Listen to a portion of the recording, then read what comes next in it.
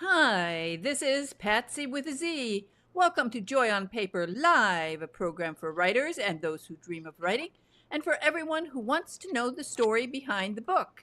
And I am so happy to welcome today a very important writer because he is a poet. And as all of my listeners know, I love poetry.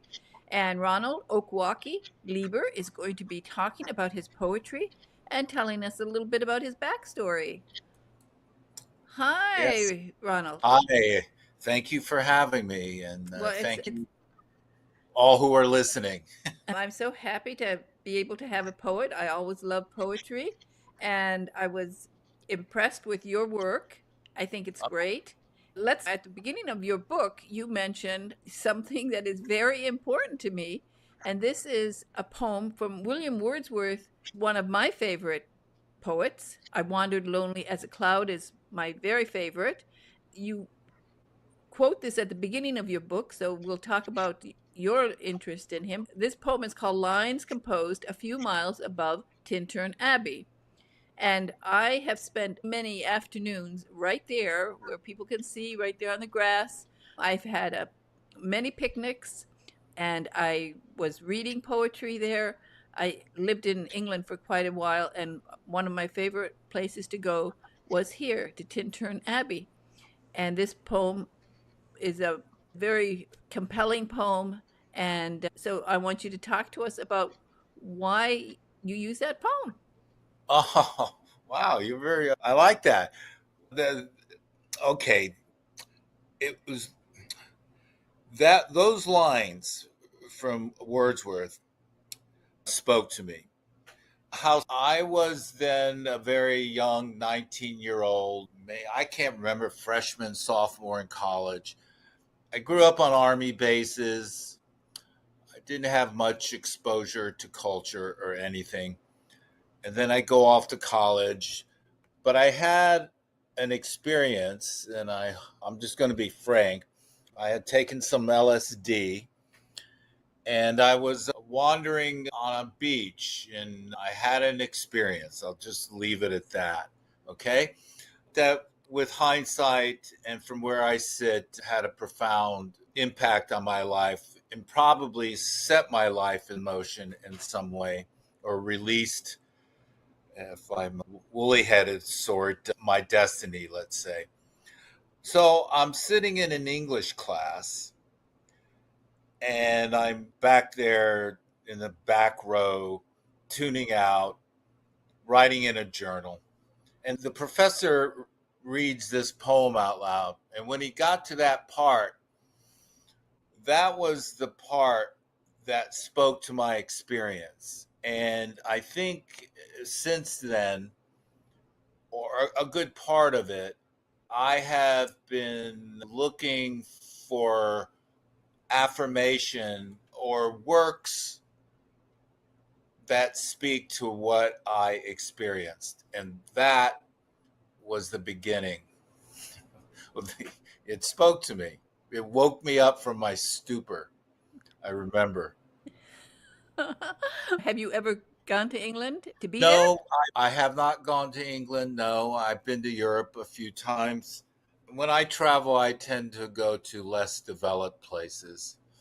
If you ever get to England, you can go there to Tintern Abbey and you can Yes. sit there. We used to picnic there. I had a store in Wales, so I was in that area quite a bit. You can go to the Abbey, you can take a picnic, you can sit there, and there are lots of visitors come.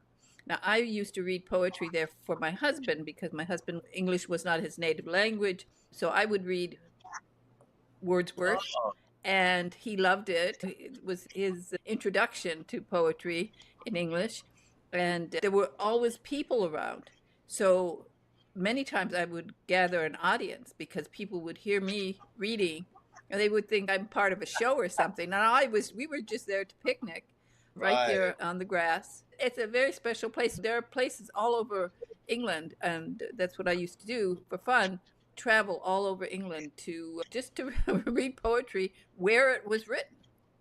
Oh, where it was written. Yes. Whoa. I So like if you ever get there and you go to those locations, but when, like the Bronte sisters, they all wrote poetry. So I went to their home and I was there where they wrote their poetry. So it's a Oh, wonderful thing to do. I love that as a way to structure a trip. Oh, yeah, exactly. Go to those locations. It Yeah. it's Oh, I it's like a that. I'm going to remember that. and the wonderful thing is you will always meet fellow poetry lovers because other poetry lovers find these locations and they're Mhm. there. But in Tintern Abbey, I really would sometimes gather a nice little crowd around me as I was reading. So, Sweet. so it's Yeah. lots of fun. Yeah. Tell us a little bit about your background before I know you're going to read a few poems for us, but tell us a little bit about your background because you have a unusual name. And as you said, you traveled around a lot to military bases. So, As the story goes, my father met my mother in post war Japan, pre Korean War, or maybe during the Korean War. And I was born there. And then at the age of one, came to America. My father was, I think, stationed in Virginia.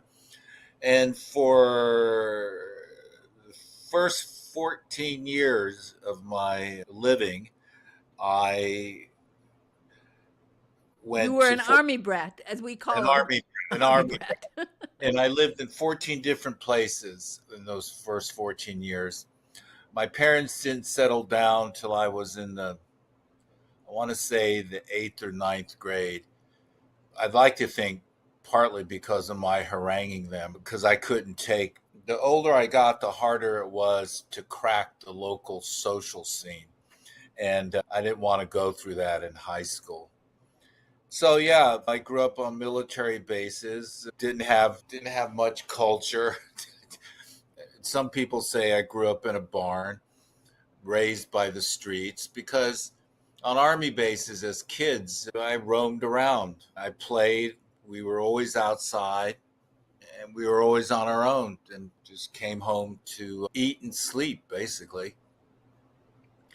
And then I went off to college. Eventually, I ended up at William and Mary, and college was an awakening because my world was very small.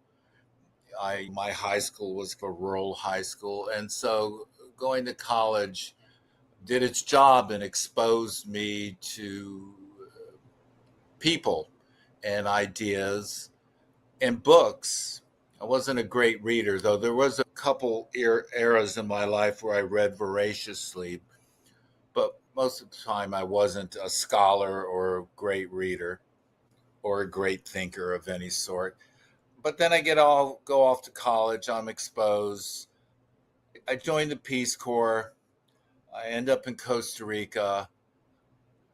I got to live out some fantasies. I lived on a beach for a while, and then I lived about 3 miles from the beach on a river.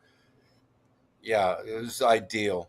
But while I was in college, it's when I got bit by the poetry bug, so to speak, and started writing poetry and reading poetry. And then in Costa Rica, I read a lot. And then I got the idea that I wanted to get an MFA because my degree was in biology. I have a bachelor's of science, meaningless right now. And then when I returned from the Peace Corps, I didn't know what to do. Again, I was still aimless. I wasn't one who was career driven. And I had two friends who visited me in Costa Rica. One had since relocated to New York. He was a painter. And he invited me up one weekend, and I never left. I came here that weekend, didn't go back, ended up sleeping on his floor in a room he rented in someone's apartment. And then we decided to find a place, which we did. And then I had to then find a job, which I did as a busboy, I think. But all of it was anchored to the ambition of writing poetry. I took a bunch of workshops that year because I didn't have a body of work, so I knew I had to create one. I took 3 workshops. I remember not Stanley Kunitz. God, I always forget his name. He reminds me of Stanley Kunitz. He taught at the Y.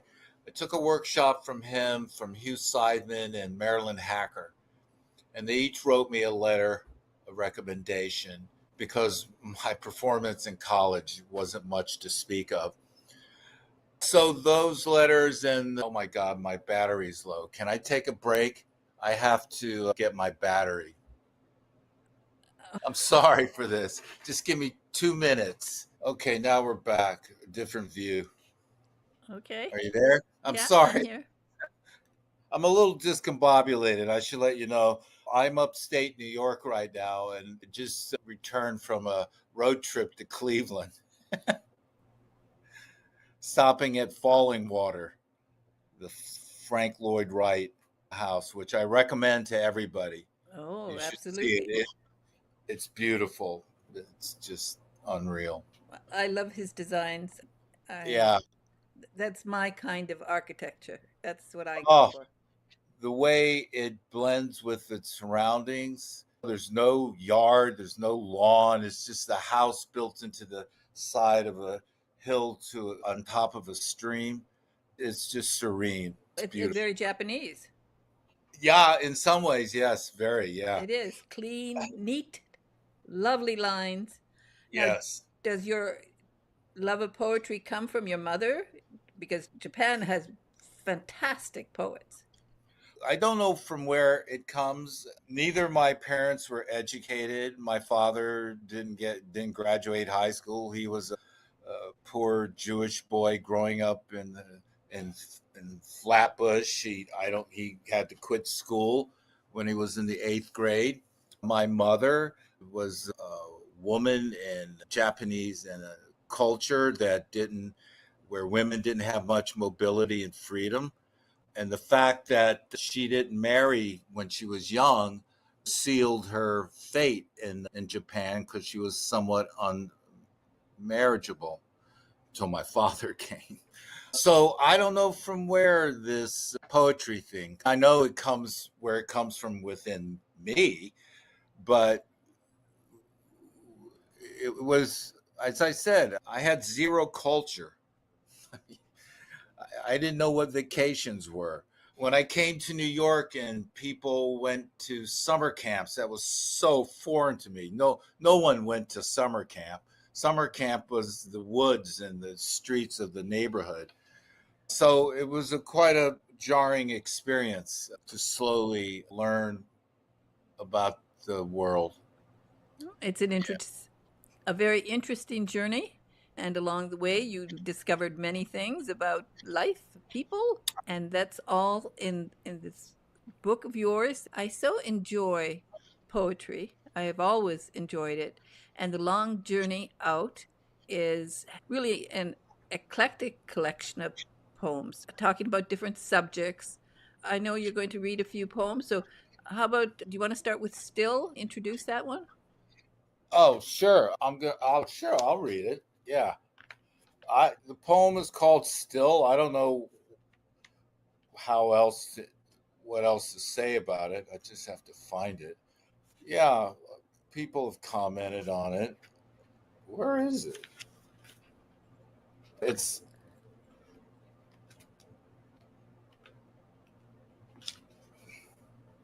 God, I should have been more prepared here. That's okay. We'll wait for you. Still 31.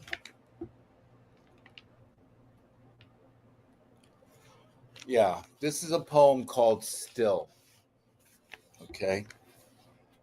It's about 20 lines, so just relax. Okay. Still. It was a moment, if that, among the many diversionary and picayune moments.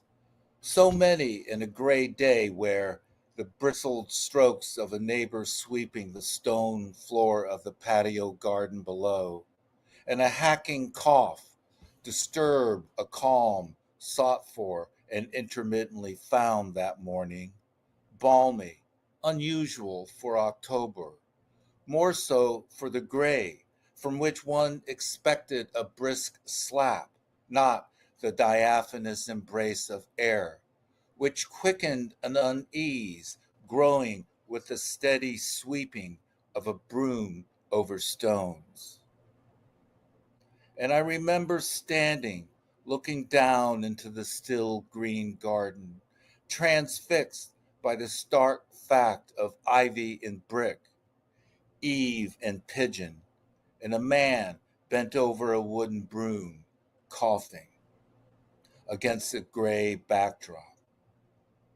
And it had to have been just then, the moment between intimation and thought, that a drift of silence just out of reach, beyond the dome of sky from somewhere deep inside, somewhere ancestral, brushed me faintly, like a breath, all my skin alert, apprehensive, and in my ear whispered what I'm only now beginning to hear. This is what I love about poetry. The words, simple words that an observant person like yourself, that's what you are. You observe people, observe nature, and this magic of putting these words together and in just a few lines, telling a little story. Yeah. To be a poet has I think, a very special excitement. Whenever somebody's writing, they do find that joy on paper. It doesn't matter what you're writing. You can be Mhm. writing a kid's book, you can be writing a cozy mystery, you can be writing history. It's always magical to see your words on paper, but I think for a poet, it's particularly magical because it's coming from your heart and also coming from the things that you've observed, the things that you've noticed, which so Mhm. often other people haven't noticed. And that's the Right. beauty of great poetry. Yeah, I agree. It's a funny thing. The creative process, it's opaque to our gaze. I'm also a licensed psychoanalyst, and I studied psychoanalysis for many years before becoming getting licensed. And it's the foundation for psychoanalysis is the unconscious, and the unconscious is all that is not available to our ego awareness. And yet it informs our very living at all times. And I'm very interested in it. And I think it's the source, the energetic source for all things creative. And I subscribe to the theory. It's a romantic theory of Wordsworth and them, where the artist is just the instrument through which these are metaphors now, through which the spirit plays. And I'm not, I don't want to think I am in control, but I go with the flow. What's it say? That's And it. where it goes. That's what I like about poetry. Like I never know where it's going until I'm there. Once I'm there, then I know. But till I'm there, it's like I don't know. I just keep plugging away. Something takes hold, and then something kind of magical happens. This is with poetry. I don't know about other, like with Frank Lloyd Wright. That's a more complicated project that requires engineering and everything like that. But poetry is just words, experience. Yeah, a And feel. inspiration. So let's Yeah. talk about the next poem, which is Autumn Song. When did Uh you huh. get the idea for this, and where were you, and how did it come about?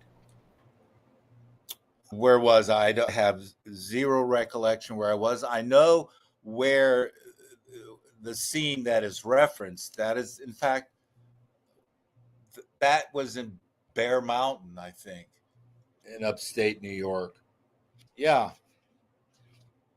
When one sits down to, you have to start somewhere, and from nothing, something arises. Funny how all that happens. Autumn Song, 28. Autumn Song. It sweeps through like cloud shadow floating across cornfield and hillside, a gentle leaving, an emptying, the chest hollowed out. I call the caress sadness, and sometimes without warning, it swells, like yesterday in leaf changing season, while hiking Bald Mountain. Mara, my 10-year-old, poked fallen leaves into a glistening cascade. White water, black rock, a tumble of noises, and I cross stream. Something about her 10-year-old play, her lollygagging in the blush of early autumn light, bright and distinct, stunned me. And again, that feeling rolling through until distilled in a few tears I wiped away. There was nothing to say, and I wanted to say something. She on one side, me on the other, water between us. Wow. It's it's evocative, it's beautiful, and this is what is so wonderful about poetry. And I believe people should read poetry and write poetry because it's a great way to really express your feelings. Hmm? Over the years, now, how did your style arise? When I think of you being half Japanese, I thought of haiku. So I was wondering if you ever played with haiku? I could read something that's haiku ish, Okay. inspired by haiku. When I was at Columbia, the beauty of Columbia, I was exposed to these very established poets, some of them renowned, and I was exposed to a lot of poets and a lot of styles, and I came to appreciate craft. I got the sense of crafting a poem. There's an inspiration, but then it's worked on. So that's what I call formal, and that's what I got from being at Columbia, the crafting of a poem. I remember, what is it that the Yeats said? I'm going to paraphrase. Like the thing with all activities. To the layperson's eye, it looks as if the activity comes natural and easy to the person, but they don't see all, like the sports metaphor, all the hours of practice, all the hours of shooting the basketball, all the hours that go into making it appear as if it just came off the tongue, ready made. Though that sometimes happens with poetry. But so I hold that as a guide. So here's the haikuish poem. It's very short. It's called Soft. Where is it? Damn, I just had it. While I'm talking, where are you calling me from? I'm in Texas, Austin, Texas. Austin. I'm going there Thursday. Oh, wow. Flying to Austin. Yes. To visit a colleague. We have an annual ritual that we do over the weekend. Soft. The flush before the kiss. Fog hovering over the Peconic Bay. Flat, except for the short waters lapping its shore. The flutter in the sumac giving up summer. Pollen sollying in air becalmed. A spider's web billowing in a morning breeze. The damp air, first chill settling in. I don't know. A little bit haiku-ish. A little bit haikuish, yeah. I think of it as that. When you start writing poetry, of course, if you study in college, sometimes that's not good. uh, No, but it's as long as you eventually find your own voice, and as you have a depth, I think, and this shows through your writing. Uh, Oh, that's very kind. It's a kind observation. Probably what makes you a good psychologist. So, Well, it all there's a there's some consilience there. There's a connection for sure. It's making myself available to be used in a sense. I know that's a little cryptic, but but it's good. Let's read. The next one isn't very long, also, but it's interesting, and it's called "Pardon Me." right. I gotta find it. Pardon me. Where is it? 37. Pardon me. I woke late and stood on the porch. Mrs. Fajinski bent over in her garden, snipped sprigs of thyme and basil. Behind her, a cardinal lit on a maple, a shutter among the green, through which, out in the bay, white sails floated against a patch of blue. Then a breeze stirred the hedgerow, and turning, I noticed a hummingbird and yellow jackets flecked thick with pollen. I wanted to share the moment, but what the moment was, I could not say. And then it slipped away.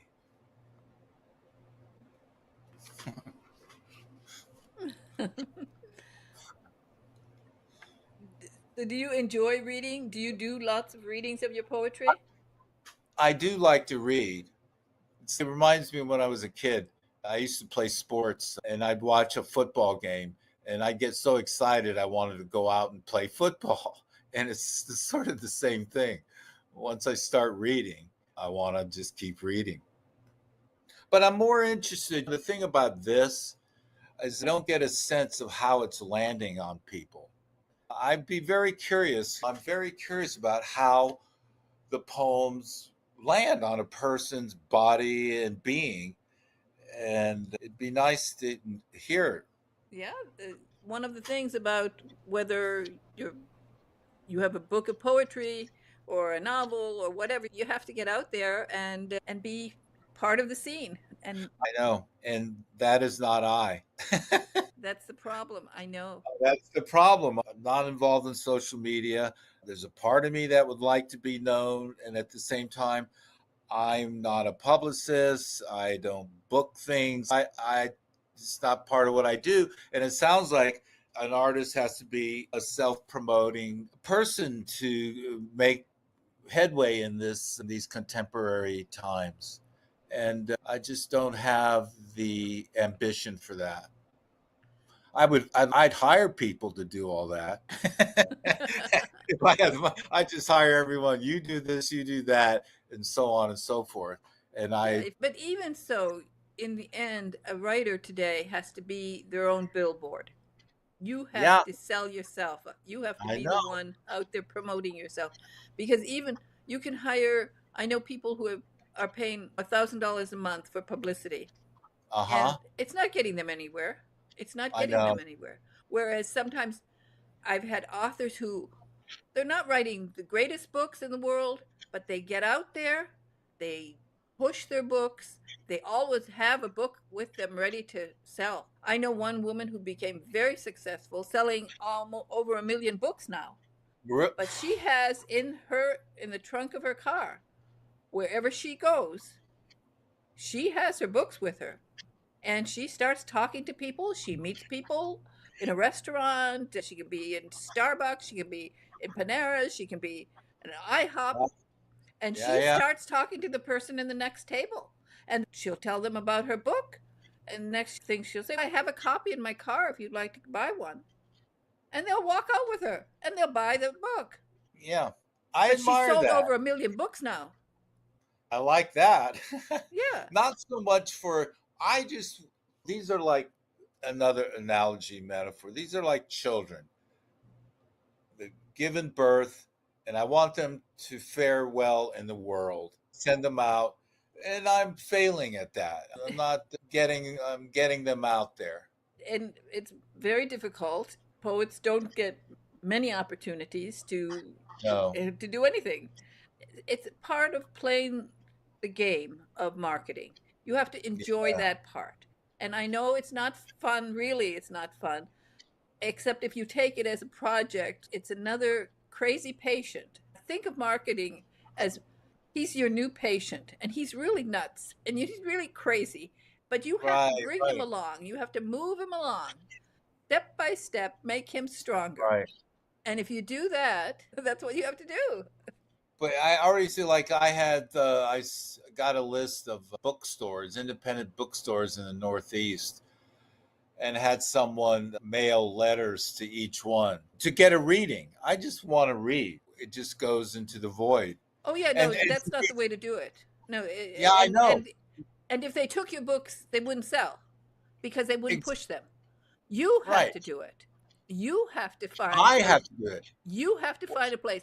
You have to get out there in a public place and just, if I were you, I would just go someplace beautiful and where there's crowds of people, and I would just stand on a park bench and say, "Look, this is a beautiful day and I have been inspired." And start reading and have a bag full of your books and sell, because in the end, the real success in selling books is word of mouth. People talk about you. So the more people who have read your book, the more chance that they will tell somebody about you and that they will then get your book. So it's a marketing thing. And where do you live? I live in New York City. Yeah, Okay, there are a lot of poetry lovers in New York City. there are There another are. So you lots of. have to find a venue where you literally just take it over and start reading, start interacting with people.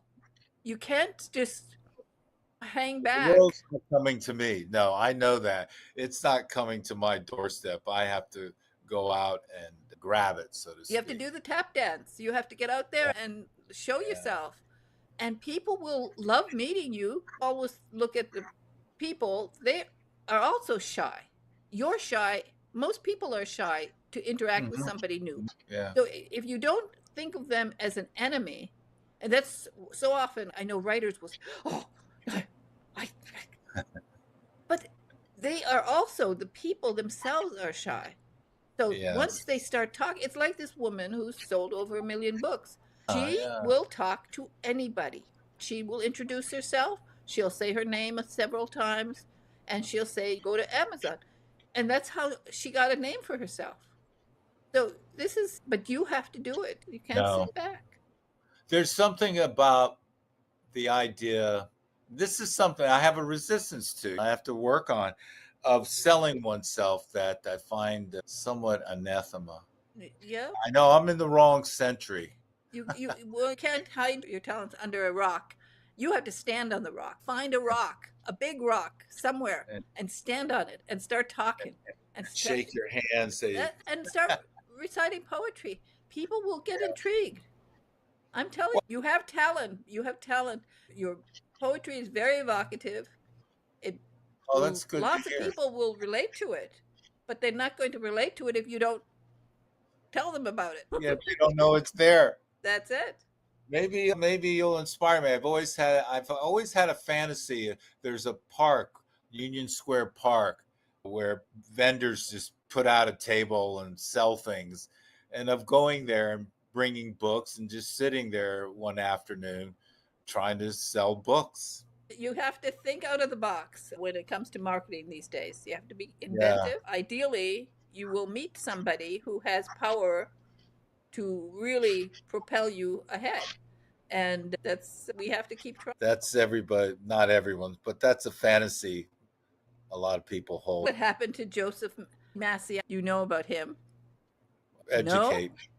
He was a poet who didn't sell anything and now he's selling. You cannot believe it.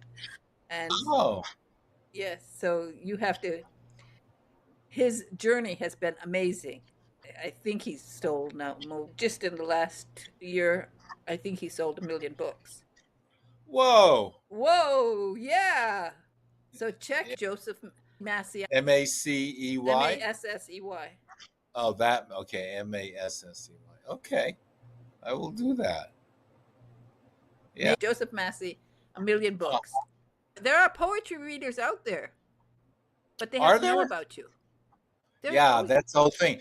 That's marketing. You could have the greatest product in the world if no one knows it's there. What good? That's What's it. That's what it. is it? It is marketing, and there are really there are at least a million, maybe 2 million, 3 million people who really do a poem a day. People who like to read poetry will do that, and so you have to come out with marketing ideas and get out there because you're talented. And I get a lot of poetry books. I like your poetry. I think it's Oh, meaningful, and I think you just have to get out there and keep pushing. So wow! I'm yeah. touched. Beautiful. So Okay. there's lots of things that you can do. And Yes. meanwhile, I know you have a website and Yes. There it is. Yeah. okay. And Facebook, you have Ronald O. Lieber. Oh, Okay. really? Is that what it is? No, I don't do You don't do Facebook. Facebook probably, but I have it. But the thing is, people can get your book on Amazon. It's Yes. very minimalistic, which I will say, why did you do it so minimalistically? The long, What is the it? What do you mean? The design? yeah, the design, the long journey out. Oh, the design itself. That's a good question. I was influenced by the abstract expressionists Yeah. and Okay. particularly Mark Rothko. Yeah. I, I wanted to intimate, yes, but you weren't thinking marketing wise. You hell have to no. think marketing wise. Marketing wise, because I tell people don't judge a book by its cover because this is a little bit not, doesn't, it doesn't have zing. No, yeah. Yeah, it's too minimalistic. You need zing. In this world, people nowadays, they need zing. So, you have to overcome that little problem. But I'm sure you're going to come out with another book, and next time you come out with a book cover, you have to ask me, and I'll tell I'm you going if to it's any good. consult you and say, tell me, give me your suggestions. But meanwhile, you can still get out there, promote this book, sell this book, and get a name for yourself so that you can get a second book. And Oh, thank you. Thank you. yeah, and then you can be out there, and because people really do need sometimes just something short to read, not too overwhelming, because people have shorter attention spans nowadays, but they can read a poem, they can understand it, Right. and you're a fine writer. Thank you for that. This is a fine podcast show. It's always fun to talk to poets. And I think you should also plan your trip and I will tell you this also, one reason to go to England for you, for a poet, and Uh huh. do that tour is Oh, I in like the England, idea. there are big there. Now, it's funny. If you put your books in an American store, they're not going to sell very well. But there are some British stores where real book lovers come. I can think of at least two bookstores in Oxford, one over in Cambridge, several still in London, if it's London's going down, but there's there, if you put 20 books, they would sell like in a week. So Wow, there's a lot of things that you have to think about. I do. That's for sure true. Okay, it's great talking to you, Yeah. and I will talk to you soon. And again, thank you so much for joining me Yeah. today on Joy on Paper Live. Okay. Okay, Thank you. thank you. Bye bye. Bye bye. Bye. How do I turn this on? It's so much fun talking to poets. Most of them don't know what to do. It's so difficult. It's so difficult. You have all of these wonderful words in you, you have all these wonderful ideas in you. And, what can you do? It's part of this joy on paper. Once you start writing, you can't stop. But you do want people to read it. So I hope that you get this little book. It's not a very big book, lots of different poetry, sort of themes. He's very observant, heartfelt. I think you'll enjoy it. So just really you should read a poem a day. Everybody should read a poem a day. And I think it's just a nice thing. Get his book, help him to build this audience, and make sure that you leave a little review, because it would be very nice, not just on Amazon but also here on just below, because all you have to do is subscribe to Joy on Paper Live. So that one of the things is I'm always trying to find interesting books for you to read, to expand your mind, to give you also inspiration, because you never know what will do it. It might be just one book. He was inspired by one, it's absolutely beautiful that he was inspired by one poem by Wordsworth. In fact, I was inspired, I think, very much by Wordsworth. I remember even as a child, I don't remember the first time I heard it. Now, it had to be my fifth grade teacher. I'm sure it was my fifth grade teacher. My third grade teacher was a horrible woman. She's the one I've talked about her many times on the radio. Talk about needing a psychologist, something you can't get over. That woman in my third grade, she didn't like me. We had come from northern Michigan, and I talked a little bit like this, and I couldn't. I had a little accent, and then she thought I was stupid, and so she called me a dummy, and she made me sit on my left hand because she didn't believe people should be left-handed. So that was third grade teacher. Horrible woman, horrible woman. My my dad put her in her place the second week of school, and he said to her, hey, "PatZi's left-handed." So that's it. But it must have been my fifth grade teacher. Now this was a woman, incredible, Miss Hoot. It's a name, Miss Hoot. But she did give a hoot, that's for sure. In those days, we didn't go from class to class in fifth grade. That happened later on in eighth grade, I think. We stayed with her all day. So we were with her all day. And I don't think she actually taught the curriculum what was in the book. She taught us what she wanted us to know. A lot of art. We did so much art history. And because of art history, it was also geography, European geography.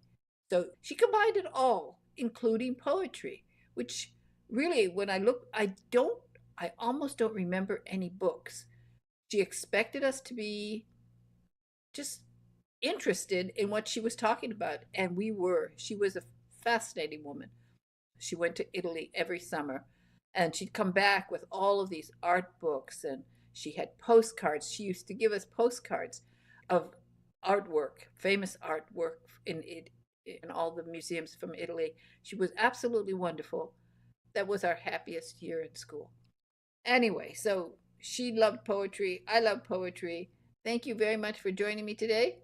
And please subscribe. I really need subscribers, and share and all of that stuff, and make a comment. Thank you very much. Bye bye now.